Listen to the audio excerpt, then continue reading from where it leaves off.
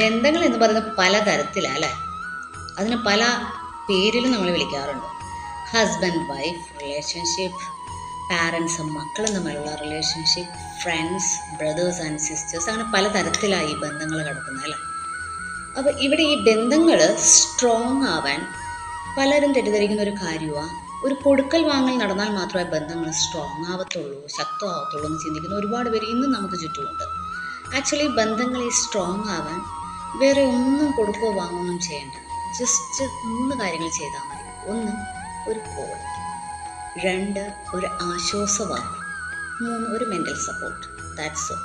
ഇത്രയും ആ ഒരു ബന്ധങ്ങൾക്കിടയിൽ മെയിൻറ്റെയിൻ ചെയ്ത് കൊണ്ടുപോവുകയാണെങ്കിൽ ഡെഫിനറ്റ്ലി ആ ബന്ധം സ്ട്രോങ്ങും ശക്തവും.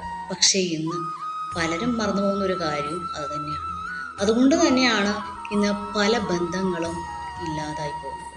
സോ നിങ്ങൾക്കിടയിലുള്ള ഏതുതരം ബന്ധമാണോ അതിൽ ഈ 3 കാര്യങ്ങളും മുന്നോട്ട് കൊണ്ടുപോവുകയാണെങ്കിൽ ഡെഫിനറ്റ്ലി ആ ബന്ധം എന്നും ശക്തവും സ്ട്രോങ്ങും കളർഫുള്ളും ആയിരിക്കും.